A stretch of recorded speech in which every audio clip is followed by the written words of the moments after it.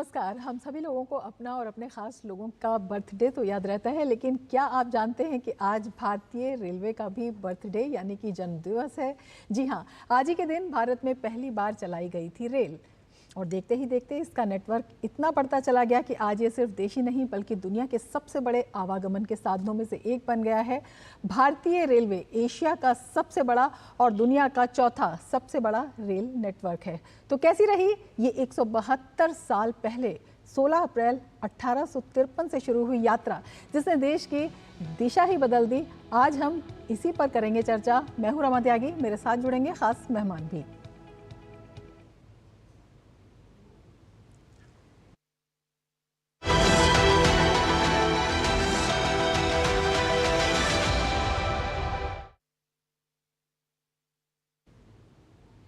तो कार्यक्रम की शुरुआत करते हैं और सबसे पहले आपको ले चलते हैं इतिहास की उन पटरियों पर जहां से शुरू हुई थी भारतीय रेल की कहानी। देखिए ये खास रिपोर्ट। 16 अप्रैल 1853 ये वही ऐतिहासिक दिन था जब बॉम्बे के बोरी बंदर स्टेशन से ठाणे तक चली थी भारत की पहली यात्री रेलगाड़ी।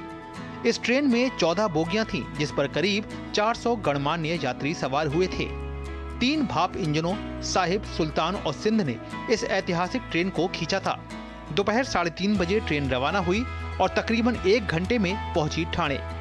पहली बार चली इस रेलगाड़ी को तब के बंबई और आज के मुंबई के बोरी बंदर स्टेशन पर दी गई थी 21 तोपों की सलामी, जिसके बाद शुरू हुआ भारत में रेल युग का आरंभ। आज ही के दिन पहली बार 1853 में देश की पहली रेलगाड़ी बोरी बंदर से थाने के बीच चलाई गई थी और उसकी स्मृति में आज का दिन रेल दिवस के रूप में मनाया जाता है। पूरे देशवासियों को इस शुभ अवसर पर मैं बधाई देना चाहता हूं।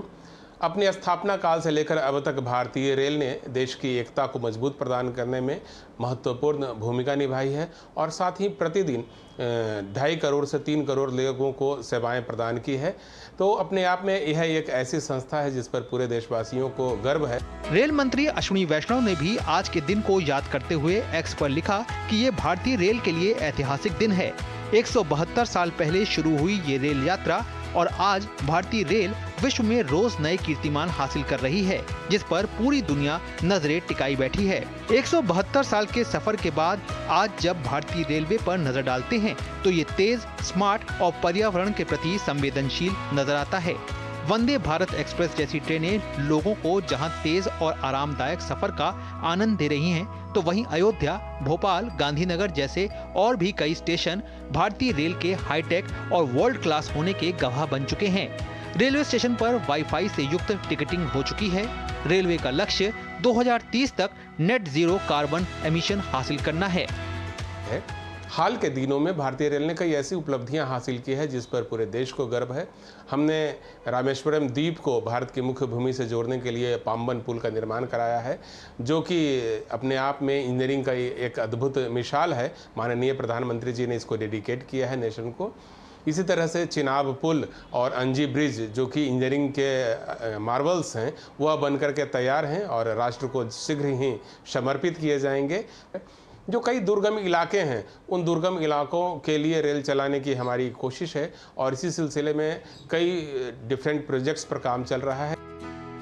मुंबई अहमदाबाद बुलेट ट्रेन हो या डेडिकेटेड फ्रेट कॉरिडोर, भारतीय रेल देश के मानचित्र पर रोज नई लकीर खींच रही है, जो 2047 तक विकसित भारत के लक्ष्य को आकार दे रही है। आज देश में 3 से 4 करोड़ लोग रोजाना रेलवे में सफर कर रहे हैं। आज भारतीय रेल 68,000 किलोमीटर से अधिक लंबा नेटवर्क बना चुकी है। पिछले 11 वर्षों में प्रधानमंत्री नरेंद्र मोदी की अगुवाई में भारतीय रेल रोज नए कीर्तिमान हासिल कर रही है। रेल की गति देश की प्रगति का आधार बन रही है। अभिषेक सिंह की रिपोर्ट, डीडी न्यूज, दिल्ली। तो 172 सालों की ऐतिहासिक यात्रा और इसी यात्रा में एक कड़ी और जुड़ गई है। भारतीय रेलवे ने यात्रियों की सुविधा के लिए एक नया और ऐतिहासिक कदम उठाया है और ये कदम किस तरह से उठाया है ये देखिए इसमें।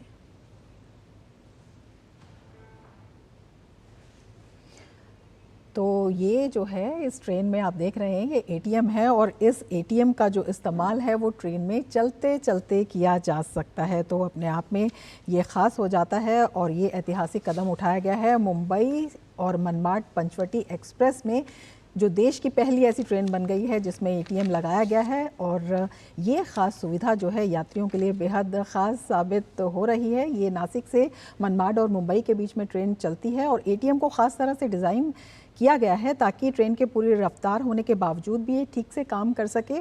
और चोरों से बचाने के लिए भी सीसीटीवी के ज़रिए 24 घंटे इसकी निगरानी रखी जा सकती है। रेलवे का कहना है कि अगर मुंबई मनमाड पंचवटी एक्सप्रेस में लगे एटीएम को अच्छा रिस्पांस मिलता है तो फिर लंबी दूरी की अन्य ट्रेनों में भी एटीएम लगाए जाएंगे, तो चलती ट्रेन में भी आप निकाल सकते हैं कैश, वो भी बिल्कुल सुरक्षित और सुविधाजनक तरीके से। और रिस्पांस अगर इसका अच्छा मिलता है तो ये और ट्रेन्स में भी लगाया जाएगा, तो ये अपने आप में बेहद ख़ास है। और इन्हीं ख़ास कदमों पर आज हम चर्चा करेंगे। मेरे साथ ख़ास मेहमान जुड़ चुके हैं। अपने मेहमानों से मैं आपका परिचय करा देती हूँ। जया वर्मा जी जुड़ी हुई हैं। Jaya Verma Sinha ji former chairman railway board की। दिलीप कुमार हमारे साथ जुड़े हुए हैं, executive director of information and publicity railway. और शिशिर सिन्हा हमारे साथ जुड़े हुए हैं, वरिष्ठ पत्रकार हैं। अपने तीनों ही मेहमानों का हम स्वागत करते हैं। दिलीप जी, सबसे पहले आपके पास आना चाहेंगे और आपसे समझना चाहेंगे, जिस तरह से 172 साल पहले ये सफ़र शुरू हुआ था, हालांकि उस वक्त ये औपनिवेशिक काल में शुरू हुआ था और ये भी कहा जाता है कि लोगों की सुविधा के लिए कम और उस टाइम जो ब्रिटिश शासन सत्ता में था अपनी सुविधा के लिए, अपने सैन्य सुविधा के लिए ये ज़्यादा जो है उन्हें मुफीद लगा था और उसके लिए शुरू किया गया था। लेकिन अब किस तरह से ये जन जन की रेल बन गई है और एक तरह से जिस तरह से प्रधानमंत्री भी कहते हैं कि औपनिवेशिक मानसिकता पर भी रेलवे का ये विस्तार हुआ है, ये कितना बड़ा प्रहार है? देखिए, भारतीय रेल अपने आप में एक समर्पित लोगों की संस्था है। 12 लाख से अधिक कर्मचारी दिन रात एक करके इस संस्था को मजबूत करने में, रेल के पहिया को चलाए रखने में विश्वास रखते हैं और इसीलिए यह संस्था जो है अपने शुरुआती काल से लेकर अब तक लगातार सफलता की नई ऊंचाइयों को छूती रही हैं। आज जबकि हम लोग यहाँ पर बैठ कर के चर्चा कर रहे हैं, आपको मैं बता दूं कि माननीय रेल मंत्री श्री अश्विनी वैष्णव जी उत्तराखंड में जो हमारा एक प्रोजेक्ट चल रहा है ऋषिकेश कर्णप्रयाग, वहाँ पर सुरंग का निर्माण कार्य चल रहा है और वह स्वयं वहाँ पर गए हुए हैं और जो सबसे लंबा सुरंग बनेगा उस प्रोजेक्ट के तहत, उस सुरंग को कंप्लीट कराने के काम में लगे हुए हैं, अपनी निगरानी में उस कार्य को संपादित कर रहे हैं। तो यह डेडिकेशन है भारतीय रेल का और यह डेडिकेशन जो है वह किसी एक लेवल पर नहीं है। हमारी संस्थान से जुड़े हुए जो सबसे निचले तबके के कर्मचारी हैं, वहाँ से लेकर करके जो शीर्ष पर बैठा हुआ व्यक्ति है, वह सभी एक भाव के साथ, एक कर्तव्य भावना के साथ काम करता है और इसी का नतीजा है कि अपने इस लंबे सफ़र में भारतीय रेल ने देशवासियों को कभी निराश नहीं होने दिया है। चाहे तो आज़ादी से पहले की बात हो या आज़ादी के बाद की बात हो या पिछले 10 वर्षों की बात हो, जबकि भारतीय रेल ने विकसित भारत एट 2047 के स्वप्न को साकार करने के लिए लगातार अपनी कोशिशों को एक नया आयाम प्रदान किया है। बिल्कुल। जया जी, आपके पास आना चाहेंगे और आपसे समझना चाहेंगे, जब पहली बार रेल चली थी तब भी काफ़ी उत्सुकता थी और लोग पटरियों पर आ गए थे, अपने आप में अजूबा था। और आज जब हम देखते हैं जो ये रफ्तार है, 14 डिब्बों का जो सफ़र है, वो अब वंदे भारत और बुलेट की ट्रेन की रफ्तार से जो है आगे बढ़ रहा है। उस वक्त भी लोगों में, जबकि तमाम आवागमन के साधन मौजूद हैं, हवाई जहाज़ भी हैं, निजी हवाई जहाज़ भी लोगों के पास होते हैं, लेकिन उसके बाद भी जिस तरह से रेल के प्रति एक उत्साह लगातार बना हुआ है, एक लगाव बना हुआ है, इसकी क्या वजह ये पाते हैं? और लगातार जिस तरह की उपलब्धियां हासिल की जा रही हैं रेलवे के द्वारा, वो भी इसकी एक बड़ी वजह है।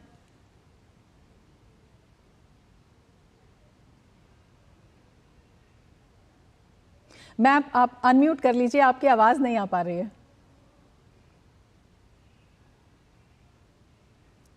जी नमस्कार। मैं सबसे पहले तो सबको बधाई देना चाहूंगी आज रेल दिवस के लिए।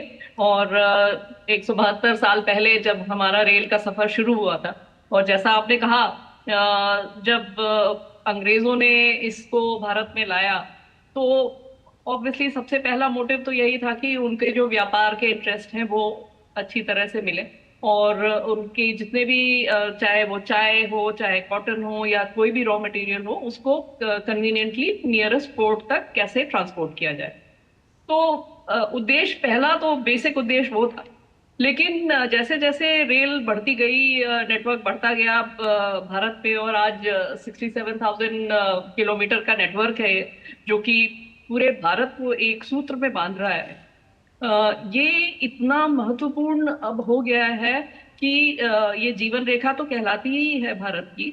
और अभी ही पम्बन ब्रिज, जिसको रामेश्वरम के लिए जोड़ा गया, के साथ ही अभी हम चेनाब वाले ब्रिज को भी इनॉग्रेट करवाने जा रहे हैं। तो जो हमेशा से हम लोग कहते आए हैं कि कश्मीर से कन्याकुमारी तक भारत एक है, तो उसको चरितार्थ करता है भारतीय रेलवे का नेटवर्क। और ये कनेक्टिविटी जो है, चाहे वो उत्तर से दक्षिण हो या पूर्व से पश्चिम हो, कहीं भी सबसे सुगम सरल तरीका आज भी ट्रैवल करने का रेलवे का ही माध्यम है। और चाहे कितने भी अन्य माध्यम हो ट्रैवल करने के लिए, फिर भी रेलवे की एक अपनी कहानी है। जरूरत है, अफोर्डेबल है, लेकिन इसके साथ ही इसमें ट्रैवल करने का जो अनुभव है वो इतना रोमांचकारी और इतना सुंदर अनुभव है कि लोग कई बार विमान से सफर करना नहीं चाहते हैं और ट्रेन से जाना चाहते हैं। स्पेशली जहां पर आप ओवरनाइट ट्रेन ले सकते हैं, आप रात में खाना खा के बैठिए और सुबह आप अपने गंतव्य स्थान पर होते हैं। और उसके ट्रैवल एक्सपीरियंस का कोई मुकाबला नहीं है। इसी वजह से एक जो प्लेजर है ट्रैवल का वो तो मिलता ही है, लेकिन जो सबसे बड़ी चुनौती और सबसे बड़ा टारगेट भारतीय रेल के लिए हमेशा रहा है वो ये है कि जो हमारा जनमानस है उसके लिए ये एक बहुत ही इम्पोर्टेंट यात्रा का जरिया है। सुगम है, सरल है और अफोर्डेबल है। और इस वजह से ही सारा फोकस जो अभी डेवलपमेंट का है और उस पे जो एक्स्ट्रा एम्फेसिस अभी पिछले 10 वर्षों से दी गई है, जिससे कि हमें एडिशनल फंड्स मिल गए हैं, और जिस तरह की कैपेसिटी का विस्तार होना चाहिए भारतीयों की आकांक्षाओं और उनकी रिक्वायरमेंट्स को मीट करने के लिए, उस तरह का कार्य अब भारतीय रेल कर पा रही है। बिल्कुल शिशिर, आपके पास आना चाहेंगे और आपसे समझना चाहेंगे कश्मीर से कन्याकुमारी तक रेल का जो ये विस्तार लगातार हो रहा है वो किस तरह से आर्थिक व्यवस्था को भी गति दे रहा है, और तमाम क्षेत्र हैं, चाहे टूरिज्म हो, चाहे उद्योग धंधे हो, इन सब को लेकर किस तरह से जो ये कनेक्टिविटी आई है इसने इसको विस्तार दिया है।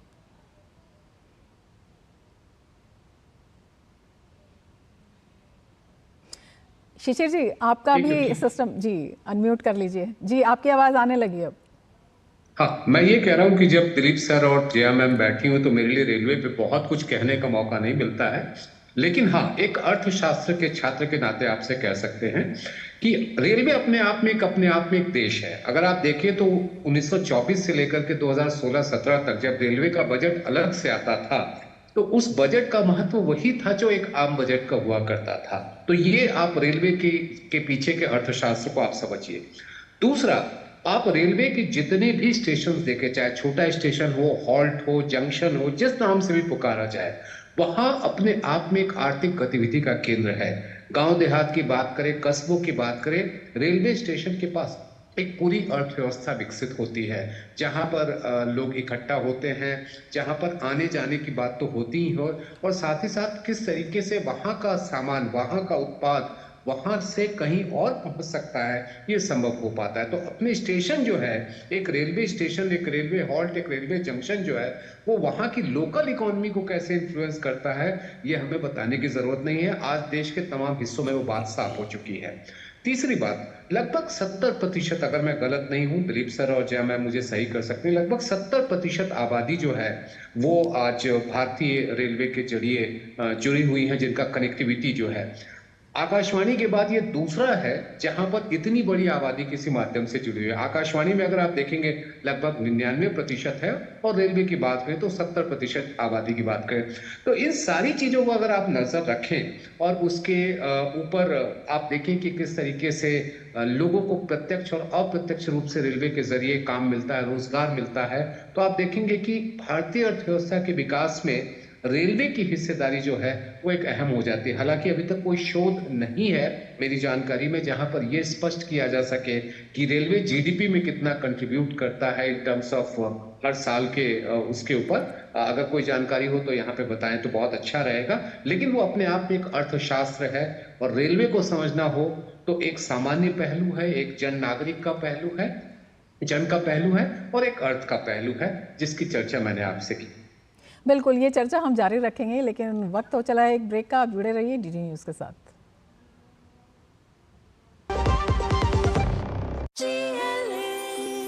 जो लक्ष्य चुना था समझ आने लगा है। जीएलए यूनिवर्सिटी, उच्च लक्ष्य की निश्चित प्राप्ति। मेरी पसंद, मेरी पसंद,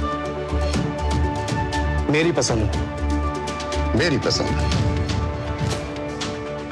हमारी पसंद, हम सबकी पसंद। मजबूत देश का मजबूत सरिया हो गया स्टील।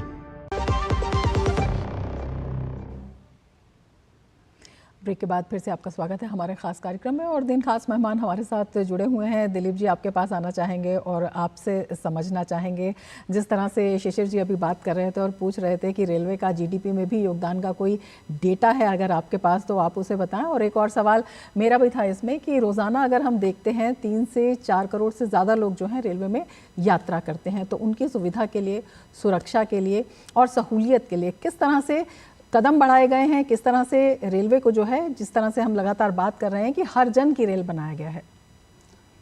देखिए, स्थापना काल के बाद से लगातार रेलवे के जो विकास का क्रम चालू हुआ वह जारी है। और भी हाल के दिनों में हम लोगों ने देश की जो नई भावनाएं उभरी है जो देश में, वो विकसित भारत का जो भाव उभरा है उसके अनुकूल भारतीय रेल को तब्दील करने के लिए हम लोगों ने काफ़ी मेहनत किया है और नए विज़न के साथ भारतीय रेल ने काम करना चालू किया है। प्रधानमंत्री श्री नरेंद्र मोदी जी का जो विज़न है कि नए भारत का निर्माण नए प्रकार की रेल के साथ की जाए और उसी के अनुकूल हम लोगों ने हाई स्पीड ट्रेनों से लेकर करके वंदे भारत एक्सप्रेस का परिचालन जो है वो अपने आप में एक नज़ीर बना है। त्रिवेणी हम लोगों ने चालू की, यदि ट्रेनों की बात की जाए तो नमो भारत एक्सप्रेस, वंदे भारत एक्सप्रेस और अमृत भारत एक्सप्रेस, तीनों अपने आप में विशिष्ट गाड़ियां हैं। नमो भारत एक्सप्रेस जहां हम लोगों ने शहरी क्षेत्रों में ट्रेवल करने वाले लोगों के सफ़र को आसान बनाने के लिए किया है, वहीं 2 स्टेशनों के बीच जहां पर कि 4 से 6 घंटे की दूरी में यात्रा की जा सके, वहां के लोगों को बेहतर कनेक्टिविटी और बेहतर सुविधाएं प्रदान करने के लिए वंदे भारत एक्सप्रेस का परिचालन चालू किया गया। अभी देश में 130 से ज़्यादा वंदे भारत ट्रेनें चल रही है और रिजर्व तथा स्लीपर क्लास के यात्रियों को सहूलियत प्रदान करने के लिए हम लोगों ने अमृत भारत एक्सप्रेस ट्रेनों का परिचालन प्रारंभ किया है। तो इन तीनों ट्रेनों को जो त्रिवेणी है वह अपने आप में काफ़ी विशिष्ट है। जहाँ तक बात है कि सकल घरेलू उत्पाद में भारतीय रेल के योगदान की, तो निश्चित रूप से एक परिवहन के साधन के रूप में भारतीय रेल ने काफ़ी योगदान दिया है देश की अर्थव्यवस्था को मजबूती प्रदान करने के लिए। हम परिवहन के सबसे इकोनॉमिक माध्यम हैं और जो ट्रांसपोर्टेशन है कुल उत्पादों का, उसमें हमारा जो कोएफिशिएंट है, हमारी जो भागीदारी है, वह अन्य सभी माध्यमों से अधिक है।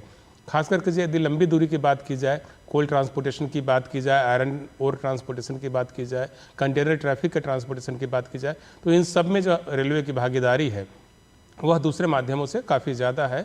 और हमारी यह कोशिश भी है कि चूँकि रेलवे जो है वह न सिर्फ इफ़िशियंट और इकोनॉमिकल मींस है ट्रांसपोर्टेशन का, बल्कि इको फ्रेंडली भी है। यानी कि पर किलोमीटर सामान ढोने में, यात्रियों को एक जगह से दूसरे जगह ले जाने में बाकी माध्यमों में जितना कार्बन उत्सर्जन होता है, चाहे तो एयर ट्रैफिक हो, चाहे तो आप रोड ट्रांसपोर्टेशन की बात करते हैं, इन सब की तुलना में रेलवे की जो इफ़िशियंसी है वो स्थापित है। अब जबकि हमारा पूरा चिंतन इस बात पर भी है कि विकास के साथ साथ पर्यावरण संरक्षण हमारा उद्देश्य है, मूलभूत चाहत है हम सब की, यह एक वैश्विक चाहत है जिसमें हम भारतीय भी शामिल हैं। तो ऐसे में भारतीय रेल की जो भूमिका वह काफ़ी महत्वपूर्ण हो जाती है और यही वह कारण है कि पूरी जो सरकार है और भारतीय रेल की कोशिश है कि हम सुदूर इलाकों तक पहुँचें, उन इलाकों तक भी रेलवे लाइन बिछाई जाए जहां अभी तक ये आज़ादी से पहले नहीं बिछाई जा सकी थी। और इसीलिए इंफ्रास्ट्रक्चर के कई नए प्रोजेक्ट्स सैंक्शन किए गए हैं, चाहे बात उत्तराखंड की हो, चाहे बात पूर्वोत्तर में अरुणाचल प्रदेश, मेघालय, त्रिपुरा जैसे राज्यों की हो, इन सब जगहों पर हम लोगों ने प्रोजेक्ट्स चालू किए हैं और सभी जगह काम की जो स्पीड है वो काफ़ी तेज़ है। शिशिर जी को मैं बताना चाहूँगा कि प्रति वर्ष हम लोग रेलवे का नेटवर्क इतना ज़्यादा बढ़ा रहे हैं जितना कि जर्मनी का टोटल नेटवर्क है, यानी कि जर्मनी, डेनमार्क और फ्रांस जैसे देशों में रेलवे का जो टोटल नेटवर्क है उतना नेटवर्क हम लोग प्रति वर्ष ऐड कर रहे हैं भारतीय रेल के सिस्टम में। और साथ ही जो पारंपरिक मीन्स रहे हैं जैसे डीजल इंजन और भाप आधारित इंजन, उन सब से उभरते हुए रेलवे जो है इलेक्ट्रिफिकेशन की राह में काफ़ी तेज़ी से आगे बढ़ रही है। इस वर्ष हम लोग इलेक्ट्रिफिकेशन के 100 साल भी मना रहे हैं और हम 100% इलेक्ट्रिफिकेशन की राह पर भी हैं। 98% से अधिक जो रेलवे ट्रैक है उनका इलेक्ट्रिफिकेशन हो चुका है और जो हमारे यहाँ इलेक्ट्रिक लोकोमोटिव का प्रोडक्शन है वह भी काफ़ी बढ़ गया है। वैगन प्रोडक्शन में हम लोग विश्व में नंबर 1 हो चुके हैं। इलेक्ट्रिक लोकोमोटिव प्रोडक्शन में भारत विश्व में नंबर 1 हो चुका है और हम एक ऐसी स्थिति में हैं जबकि न सिर्फ देशवासियों को हम लगातार मदद करें, उनके परिवहन का सबसे पसंदीदा माध्यम बने और उनके विकास का पहिया बने, देश के विकास का पहिया बने, बल्कि हम एक ऐसी स्थिति में भी हैं जहां से टेक ऑफ करके हम आसपास के दूसरे देशों को जो हमारे साथ बेहतर संबंध चाहते हैं उनको भी हम लोग रेलवे सिस्टम के डेवलपमेंट में, लोकोमोटिव के मामले में, वैगन के मामले में, कोच के मामले में हेल्प कर सकने की स्थिति में है। बिल्कुल। जया जी आपके पास आना चाहेंगे और आपसे समझना चाहेंगे एक विकास का कितना बड़ा पर्याय है, क्योंकि रेलवे जो है ख़ुद तो हाईटेक हो ही रहा है, लेकिन जिस तरह से दिलीप जी ने बताया है कि जो आसपास के देश हैं जो चाहते हैं उनको भी उनकी रेलवे नेटवर्क को हाईटेक करने में या किसी भी तरह की सहभागिता के लिए पूरी तरह से तैयार है, अपने आप में कितना अहम हो जाता है। अगर हम स्टेशंस की ही बात करते हैं, वर्ल्ड क्लास स्टेशंस जो हैं, रेलवे स्टेशंस हमारे यहाँ बने हुए हैं। अगर आप स्टेशन डेवलपमेंट देखेंगे तो 1300 स्टेशन ऐसे हैं जो कि चुने गए हैं डेवलपमेंट के लिए, रीडेवलपमेंट के लिए। उसमें से कुछ स्टेशन तो तैयार हैं और जो देखे गए हैं अयोध्या जैसे, अगर आप देखिए वो स्टेशन ऐसे हैं, बने हैं जो कि एकदम वर्ल्ड क्लास कहलाए जा सकते हैं और वो भारत ने अपनी इंडिजिनस टेक्नोलॉजी को इस्तेमाल करके अपनी कैपेसिटी, कंस्ट्रक्शन की कैपेसिटी को एनहांस करके उनको बनाया है। यहाँ तक कि चंडीगढ़ जैसा स्टेशन जो रीडेवलप हो रहा है उसके लिए मॉड्यूलर कंस्ट्रक्शन अपनाया जा रहा है, जो कि एक अपनी तरह का अनूठा एक्सपेरिमेंट है रेलवे के स्टेशन के रीडेवलपमेंट के लिए, और उसमें बहुत कम समय में बहुत जल्दी ही काम कंप्लीट किया जा सकता है। तो इस तरह की बहुत सारी और बहुत सी ऐसी जगह पे स्टेशन बनाए जा रहे हैं जहां पर स्टेशन बनाना संभव नहीं था। अगर आप श्रीनगर वाली लाइन देखेंगे तो वो उसमें स्टेशन ऐसी जगह पे बने हैं जहां पर पहाड़ इतने दुर्गम हैं कि वहां पर स्टेशन बनाना लगभग असंभव लगता था। ऐसे ही ये जो अब नए बन रहे हैं ट्रैक्स हिमालय में, जो सिक्किम वाला रूट है रैंगपो के लिए सिलीगुड़ी से, उसमें एक स्टेशन पहाड़ के अंदर है पूरा का पूरा। इसी तरह से जो जहां अभी बताया माननीय मंत्री जी गए हुए हैं कर्णप्रयाग वाली लाइन देखने के लिए, वहां भी स्टेशन जो है वो पूरा का पूरा पहाड़ के अंदर है। तो इस तरह की टेक्निकल कैपेबिलिटी जो है वो भारत और भारतीय रेल ने डेवलप कर ली है। यहाँ तक कि टनलिंग का भी एक नया मेथड बना लिया है, जो कि जिसमें हिमालय जैसी टोपोलॉजी जो कि कहीं और नहीं है, और जिस तरह का वहाँ पर अनस्टेबल माउंटेन स्ट्रेटा है, उसमें टनलिंग करने की जो कैपेसिटी और टेक्नोलॉजी है वो भारतीय रेल ने विकसित की है। और उसको एक नया नाम भी दिया गया है जिसको कहा जाता है हिमालयन टनलिंग मेथड। तो ये मेथड जो है यहाँ पर पहली बार टनल बोरिंग मशीन का इस्तेमाल किया जा रहा है, जो कि लोग कहते हैं कि इस तरह के अनस्टेबल स्ट्रेटा में आप टनल बोरिंग मशीन का इस्तेमाल नहीं कर सकते हैं। उसके बावजूद भी यहाँ पर टनल बोरिंग मशीन जो है, ये सबसे लंबा वाला जो टनल बन रहा है, इसमें इस्तेमाल की गई। तो इस तरह से कंस्ट्रक्शन की गतिविधियों में जिस तरह की तेजी आई है, जिस तरह का इम्प्रूवमेंट आया है, टेक्निकल इनोवेशंस आए हैं, उसको सबको आगे बढ़ाते हुए भारत तब इस मुकाम पर पहुंच गया है कि किसी और देश को भी अगर हमारी मदद की आवश्यकता हो तो हम उसको एक बहुत ही टेक्निकल कॉम्पिटेंस के साथ और बहुत ही अफोर्डेबल रेट पर मदद कर सकते हैं। इसी तरीके से हमारी जो मैन्युफैक्चरिंग कैपेसिटी है, चाहे वो लोकोमोटिव की हो, वैगन की हो, कोचेस की हो, वंदे भारत जैसे ट्रेन सेट्स की हो, वो सब हमारी इतनी अफोर्डेबल लेवल की रेट्स पे अवेलेबल हो जाएगी, जो कि वर्ल्ड क्लास चीज़ें हैं। तो इसलिए भारत एक बहुत ही कॉम्पिटिटिव नेशन की तरह उभरेगा। और मैं सिन्हा जी को बताना चाहूँगी कि अर्थव्यवस्था में एज अ लॉजिस्टिक प्लेयर तो भारतीय रेल का रोल है ही, पर इवन एक्सपोर्ट मार्केट में भारत का नाम और भारत की कैपेसिटी को आगे बढ़ाने के लिए भी भारतीय रेल तैयार है। बिल्कुल। शिशिर, एक सवाल आपसे भी करना चाहेंगे। अगर आप 2014 से पहले देखते हैं, चाहे विद्युतीकरण की बात हो, इनोवेशन की बात हो, नई टेक्निक की बात हो, या एक बड़े विजन की बात हो, किस तरह का अंतर पाते हैं तमाम तरह की गतिविधियों में? और अब जब चाहे रेलवे स्टेशन की बात हो रही है या रेलवे क्षेत्र की आत्मनिर्भरता की बात हो रही है, यात्रियों की सुविधा की बात हो रही है, तो ये विकास को किस तरह से नया आधार दे रहा है? निश्चित तौर पर सुविधाएं बढ़ी हैं, सहूलियतें बढ़ी हैं, गति बढ़ी है, ये सारी बातें अपनी जगह हैं। लेकिन मुझे लगता है कि अभी रेलवे के लिए सबसे अहम बात यह है कि आगे के लिए जो योजनाएं हैं वो आगे के विकास को ध्यान में रख करके किया जाए। होता क्या रहा है कि आप जब बनते हुए परियोजना जब पूरी होती है तो वो जो क्षमता विकसित होती है वो काफी समय पहले तय की गई होती है।